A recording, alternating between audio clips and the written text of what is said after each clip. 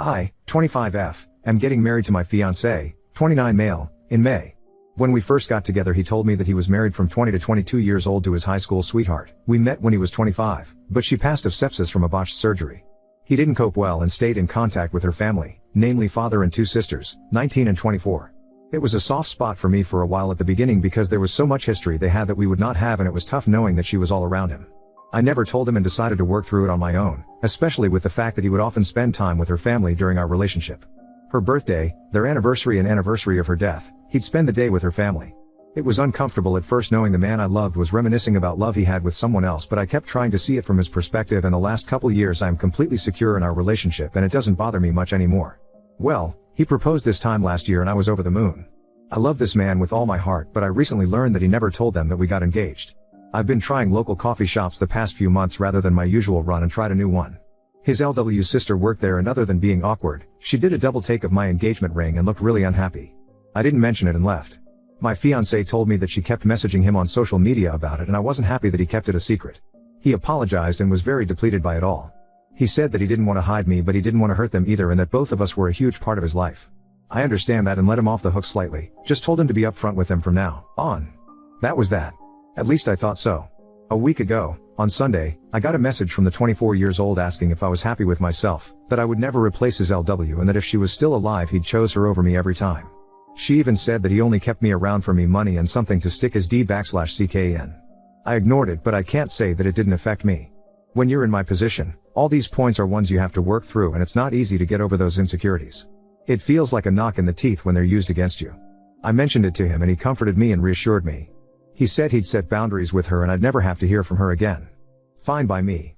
That was until I found my car with WH/re and grave robber smeared in red paint. I had saved for this car for a year and it was expensive, very expensive. The tires were slashed and the windows cracked. I asked the store a few doors down for their CCTV camera footage of that night, but it was blurry and didn't catch much. It did manage to catch half a license plate though, and the color and make of a car. It was his LW's youngest sister's car. I told him I was filing a police report and he asked me to hold off until he talked to them first. I told him no, but I would if they paid for the damages, and apologized to my face. He set up the meeting for last night and it didn't go well, to say the least. Everyone was shouting. The sisters told me they, yes both of them, had nothing to be sorry for and that I should leave their family alone, including my fiancé and their family. He told them that it wasn't fair to him to be lonely forever and that he'd hope they'd be supportive of him finding love again. They told him he was betraying LW and that he never loved her if he'd marry someone else. They didn't have a problem with him having a new GF because he'd realized she was the only one for him and get tired of me. Now that hadn't happened, they were putting their foot down. The youngest told him to tell me that they were right and that he'd never love anyone like LW. My fiancé broke down at the table. I picked him up and made us leave. I told them I'd be filing a report and suing for damages, and the next time they saw us would be in court. When we got back and calmed down I gave him an ultimatum. Either he cuts contact or we call off the wedding and go out separate ways. I wasn't going to live my life with this harassment and someday subject my children to their bullying. He said they would never bully a child, but I shot him down and said he didn't expect any of this either. He called their father, who was fairly chill about it all but still defending his daughters. They say I shouldn't control him and that I'm horrible for cutting them off. I don't know what to do. I can't live like this and I don't think I should have to just because we're getting married. Mini update. Hey everyone, just a mini update to clear some things up before I have a discussion with my fiancé either later today or tomorrow about my ultimatum. I didn't sleep at all yesterday or the night before, for obvious reasons. There's a ding on my phone at least once an hour from them saying one thing or another, mainly the 19-yo, and I don't know what they've told people, but I've got a message from one of their uncles and grandparents calling me horrible stuff too. So obviously they've been spreading what's happened this week and twisting it. I haven't blocked them because I want to gain as much evidence as I can for the inevitable case. Regardless of any outcome with my fiancé, I will be suing and filing a criminal case for harassment and vandalism and looking for a restraining order. I just haven't had the mental fortitude to do so yet. I'm hoping my fiancé will help me. I haven't spoken to my fiancé since the argument at the table, other than to tell him they go or I do. It was my choice to give him a couple days space to come to terms with everything, and I will contact him when I'm ready. All of this, from the first message till now, has been a week. It's a huge weight to contemplate leaving people you've known for 15 years and who you grew up with. He did set hard boundaries with the sister from the coffee shop, as I've seen the messages. He said, paraphrasing, "You have no right talking to Op at all if this is how you're going to behave. She doesn't deserve this and you've gone too far. Why are you being like this?" And she responded with more name calling and back and forth. He ended by saying not to message me again and to make sure everyone else does the same. I was happy with that. At this point only one person in that family had an issue, to my knowledge, so it was silly to have him cut all of them off. It may not be enough for some, but it was enough for me to feel safe and comfortable. For those saying he needs therapy and counseling, he's already getting it. He's been getting it since before we even started dating after an incident at work. I don't know about any of their family though. The first time I had a conversation with any of them was that night. Some people are wondering what LW died of, and it was a botched weight loss surgery where she died of sepsis. People were wondering if he was somehow the reason behind the surgery, hence the family's insane reaction, but he was not in the slightest. He likes bigger women and wouldn't pressure something like that onto her, speaking from experience.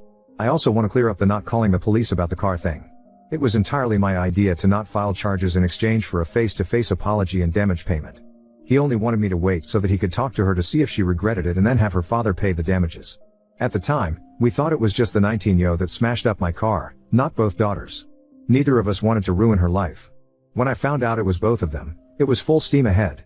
Edit, I chose for him to take this space apart. It's not him being indecisive. I said to take time and that I'd reach out so that his decision is thought out. It's for me. I don't want to be chosen only to be 3 kids down the line and stuck in a resentment-filled marriage. Update 1. I texted him saying I thought it was time to discuss this and he was back at home not a half hour later. He'd been staying with a friend the couple nights we had no contact. We sat on our bed to talk because my back is sore from all the packing and I wasn't gonna force myself to sit at the table. Before we even got to talking he asked if we could cuddle for a minute.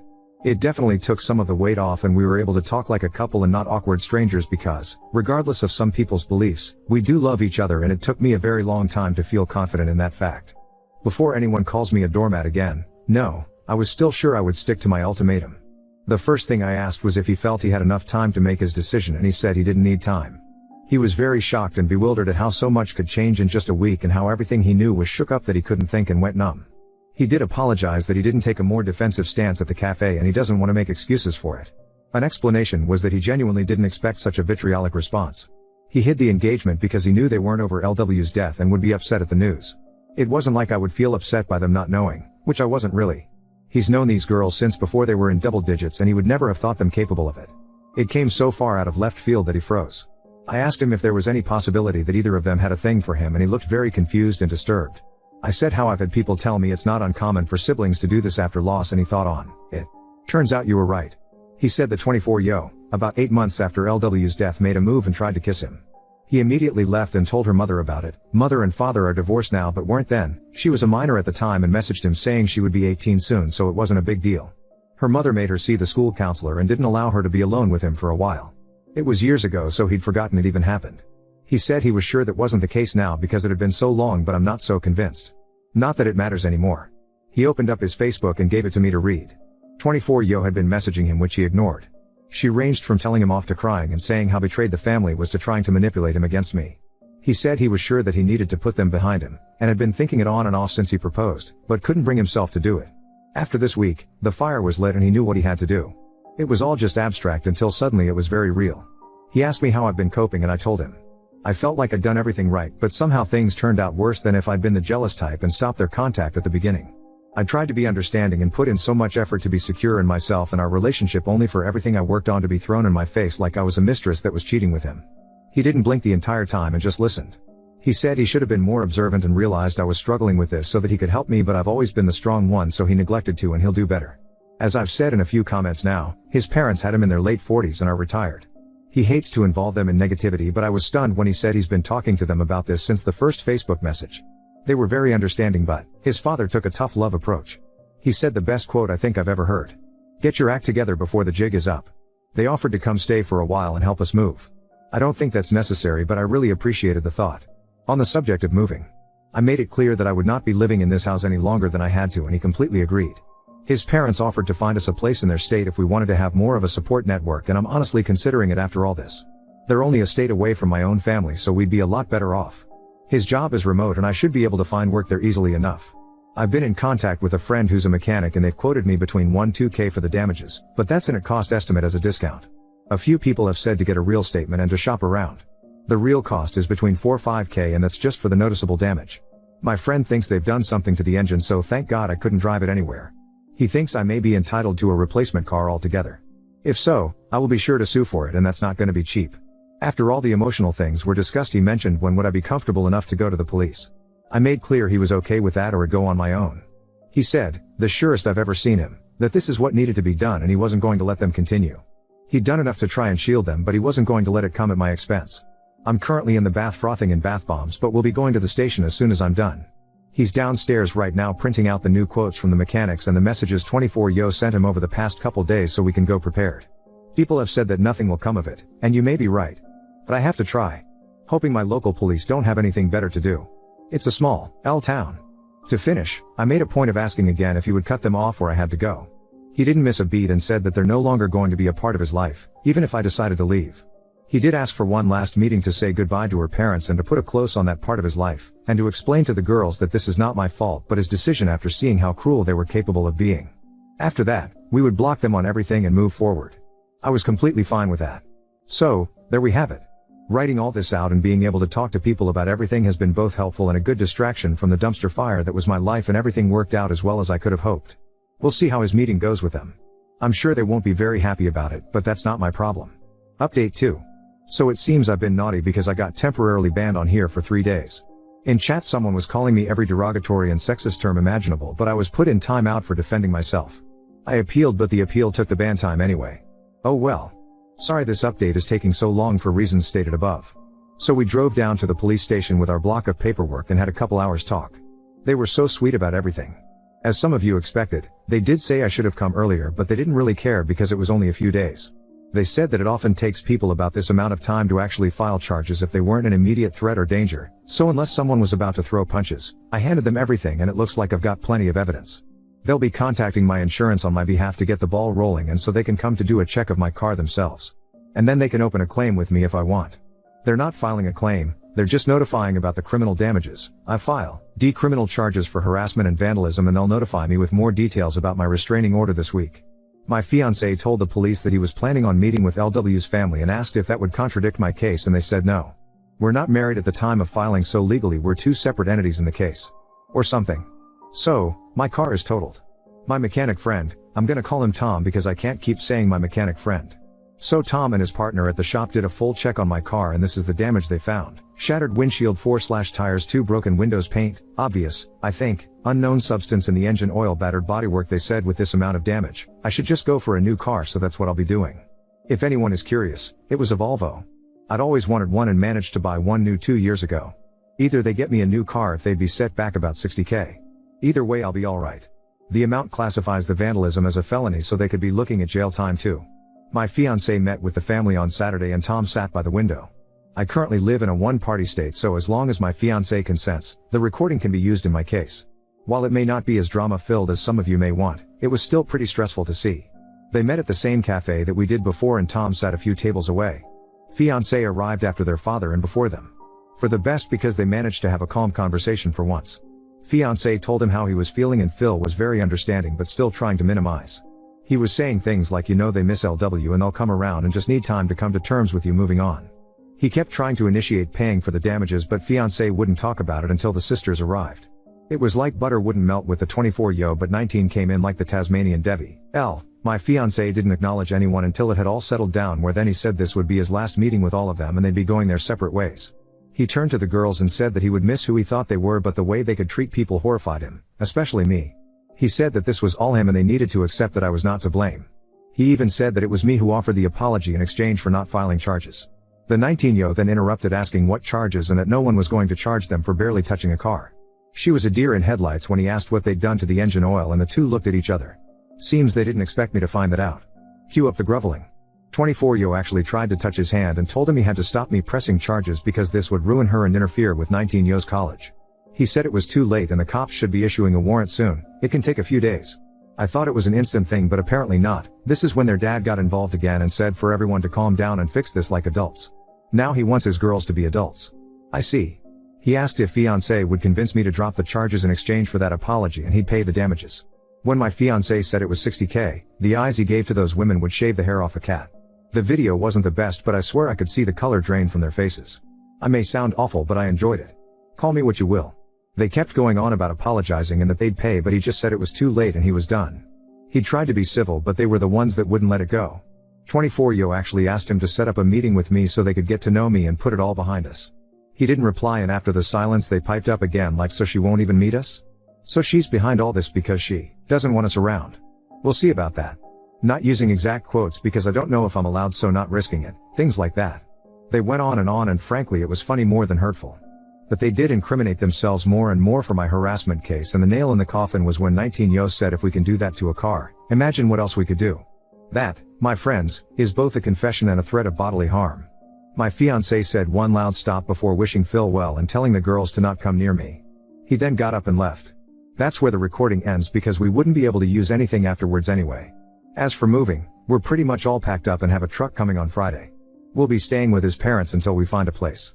We're looking at buying this time but might get an RV in the meantime so we're not all stepping on each other. I doubt his parents would mind at all, but this is the last update for a while I think. I have a wedding to finish, a venue to change, new invites etc. and less than 2 months to do it. Send help. But thank you all for being ears and helping me get through this. If only to distract me from ruminating and digging a huge mental hole. Final update, 6 hours ago, so it's been a while, guys. Calling the past few months a roller coaster wouldn't quite do it justice. A lot has happened and I hope I don't leave anything out. Here goes. So, first off, we've moved away. We're only a couple towns over from my husband's parents, legally, but we kinda just live in their backyard and my own are the next state over. Hallelujah. It's been really great living in our new RV and we've been able to take small trips now and then too, which has been great for a breather. Took a chunk out of our house savings but we're not too worried about it. Looking for a house has been fun too. I can't speak to what might have happened but by a stroke of luck, the warrants came through the day before our moving day and the sisters spent the whole move in police custody. I'm sure it was not as formal as cuffs and interview rooms but I like to imagine it that way. So we didn't have to deal with any drama that for sure would have happened otherwise.